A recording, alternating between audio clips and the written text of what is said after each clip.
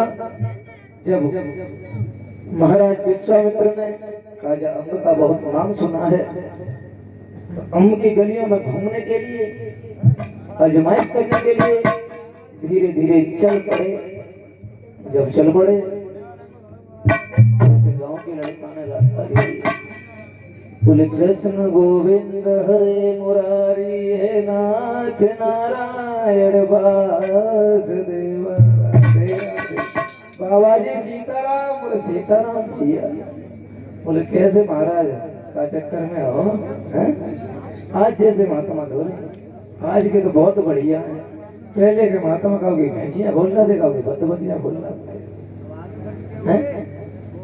पहले के महात्मा आज के किसी से कुछ नहीं कहते हैं। बोले कैसे घूम रहे हो महाराज? बोले बेटा हमें ये बताओ तुम्हारे महाराज का महल किधर है? तो बोले आप सीधे चले जाइए। सुबह सुबह का वक्त था, महाराज अम्ब की गोद में जब पहुंच गए दरवाजे पर तो महाराज हमने बोला सुबह सुबह तो वक्त, जो महाराज जी सीताराम। बोले सीताराम बच्चे। बोले कहो महाराज से आए। तो महाराज अम्ब ने महात्मा जी से एक बात कही। एक लाइन कहा करते थे हमारी पूजनी बाबा पर, जिसको जी तो वो दुनिया में नहीं है। तो आओ बैठो आसन पे, क्या इच्छा नाथ तुम्हारी, या चाहते आ कुछ दान करूं, क्या सेवा करूं तुम्हारी।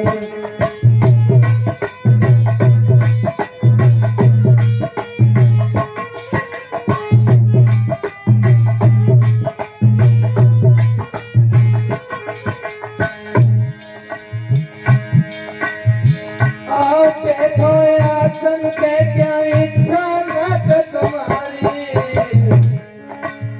चाहते कुछ दान करूं, क्या सेवा करूं तुम्हारी। चाहते कुछ दान करें, क्या सेवा करें तुम्हारी।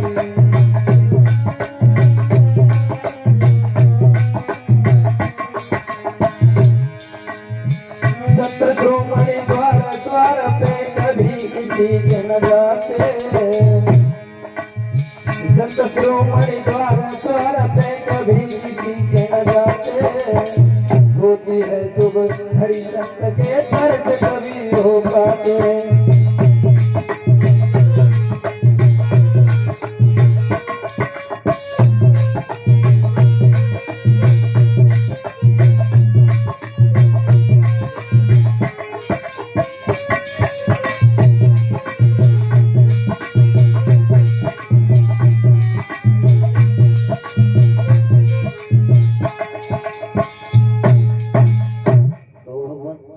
कैसे आना हुआ?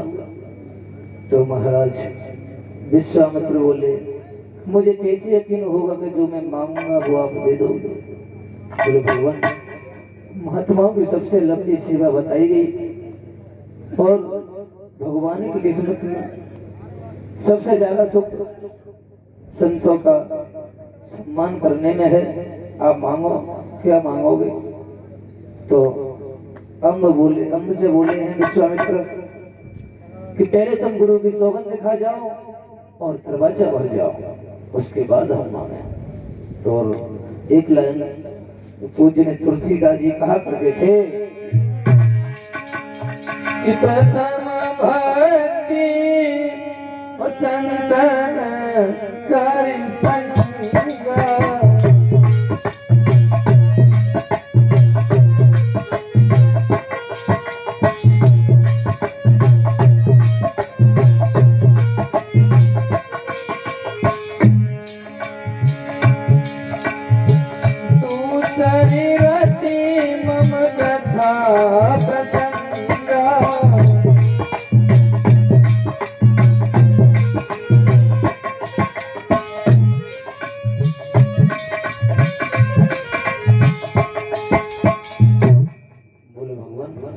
सबसे ज्यादा सुख भगवान के चरणों में मिलता है।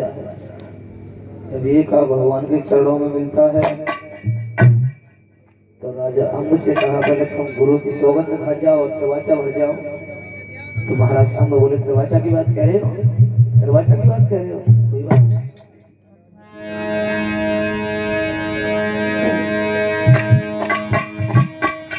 तो तीर बाचा नाथ में भरता हूँ और मैं अपना वचन निभाऊंगा।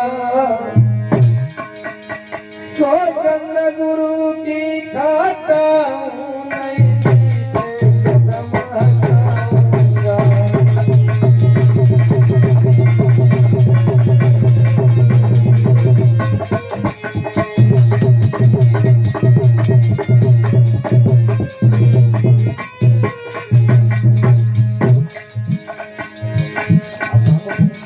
जो मांगो हम आपको बड़ी देंगे।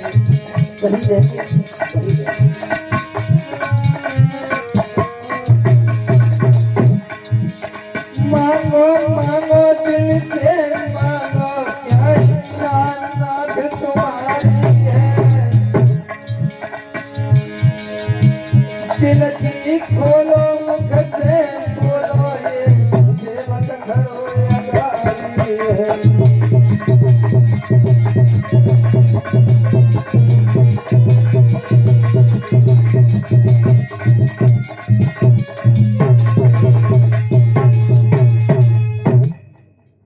बोले दरवाजा भर दिया, गुरु की सौगंध खा गई। बोले जो मांगोगे हम आपको कहीं देंगे, कहीं देंगे। तो विश्वामित्र बोले कि देखो ये साधुपन है जो मेरा मुझे अच्छा नहीं लगता, मैं तो एक राजा बनना चाहता हूँ, कि राजगद्दी दे दोगे। महाराज हमको ऐसा मालूम हुआ, ऐसा मालूम हुआ जैसे सर पे किसी ने पंख छोड़ दिया हो। बोले महाराज तुम ये कह रहे हो कि वचन दे दिया उसके पीछे कदम हटा रहे हो, तो आज से तुम मेरे महाराज, मैं अपने सर का मुकुट तुम्हारे बांध रहे हैं। आपकी प्रजा है, आप दुखी रखो चाहे सुखी रखो, मैं तुम्हारी प्रजा के समान है।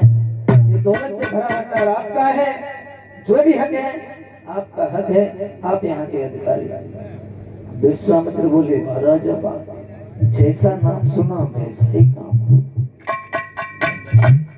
तो महाराज हम अपने घर चले हैं, तो पत्नी रोज की तरह अपने पति के इंतजार में खड़ी थी।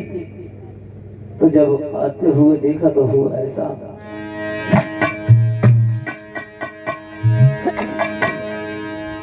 पूछने लगी पत्नी क्या हुआ होगा। रोज आया करते थे तब हंसते हुए आया करते थे, लेकिन आज क्या हुआ। तो महाराज हमसे आमली पूछने लगी कि किसी कारण से ओ प्रियतम प्यारे और कई तन की बदली रूहानी है।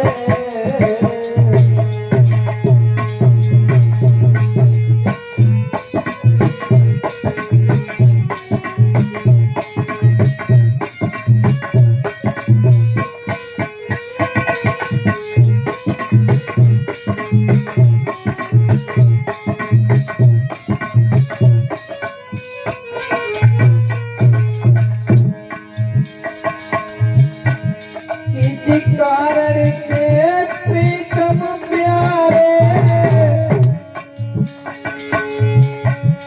कई तन बदल रूहानी है। क्या हुआ बोलो ना, कुछ तो बोलो बोलो।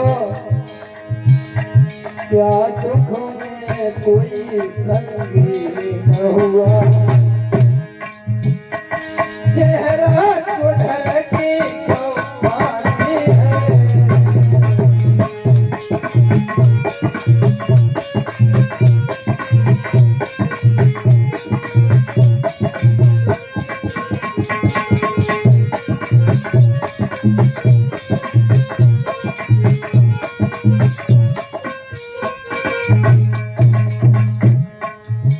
क्या हुआ भगवान, बोलो ना, कुछ तो बोलो। क्योंकि पत्नी का पति की विपत्ति में पूरा हक होता है।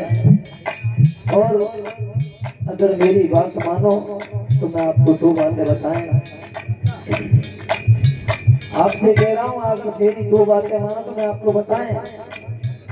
कभी भी विपत्ति में अपने भाई का बंटवारा कर लेना, लेकिन जमीन में बंटवारा मत करना।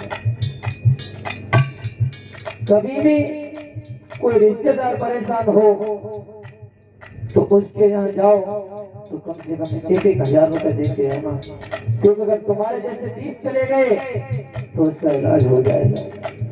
अगर मेरी मानो, मैं तो यही कहता हूँ,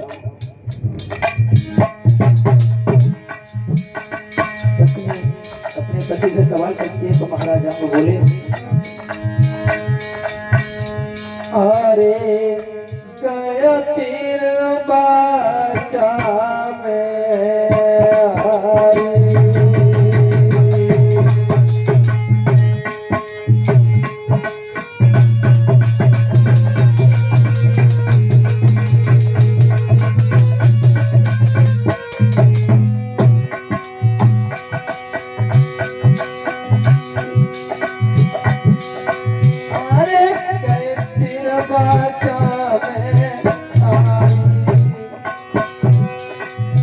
अब छूटेंगे मेरे सब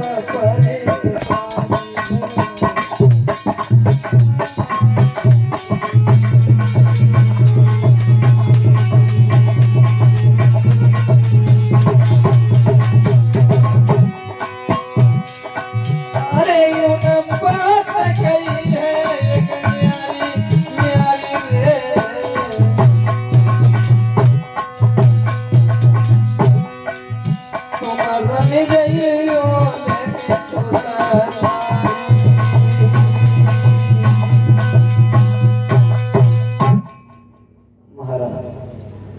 तो अमली बोली, इसमें दुखी होने की क्या बात है, कुछ और तो शेष नहीं बचा महात्मा का। बोले और तो कुछ नहीं बचा। उन्होंने ये कहा कि तुम, तुम्हारी पत्नी, तुम्हारे दोनों बच्चे सरवर नीर मेरे राज्य से तुरंत चले जाइए। कहाँ जाएंगे, मेरे जरा जरा से बच्चे हैं, कब तक पैदल चलेंगे वो, मेरा राज्य बहुत लंबा है, बहुत लंबा है, कब तक चलेंगे। आप लोगों की समझ में आ रही है कथा, नहीं आ रही है?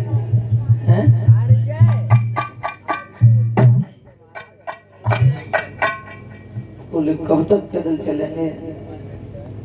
हुआ ऐसा, राजा ने अपनी पत्नी से कहा, बोले सुंदर वस्त्र आभूषण फालतू नहीं डाल दो, क्योंकि इन पर हमारा हक नहीं रहा, फटे पुराने वस्त्र धारण करो। हुआ ऐसा, तो रानी को सब सिंगार छुटो,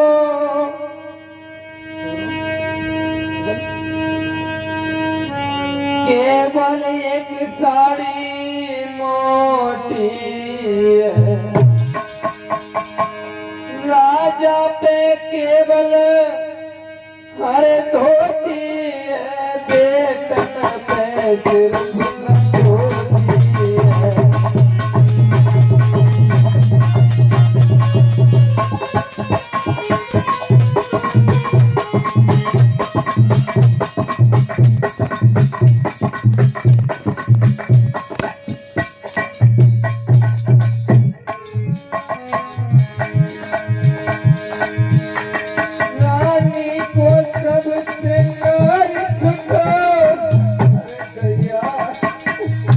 केवल एक साड़ी मोटी है,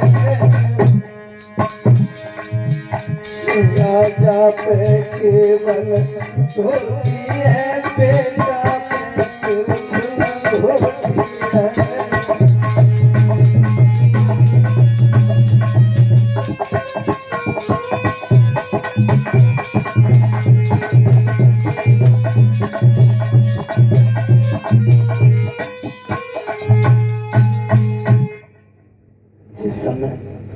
सुंदर वस्त्र आभूषण डाल दिए, फटे पुराने वस्त्र धारण कर लिए, चलने लगे हैं। महाराजा ने कहा अपनी पत्नी से, बोले चलते चलते इस मातृभूमि को प्रणाम तो कर लो। क्योंकि हम लोग कभी नहीं आ पाएंगे यहाँ। तो चलने लगे कि अब परना करो राजधानी, अब परना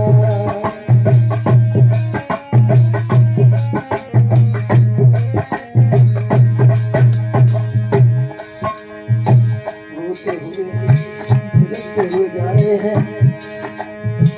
आज तलक तू रही हमारी, अब हो गई निराली।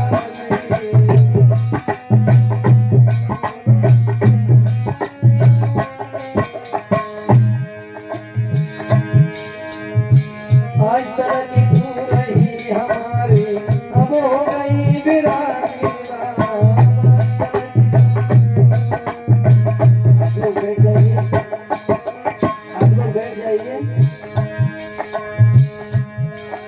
और गाना सब छूट गया, सब छूटो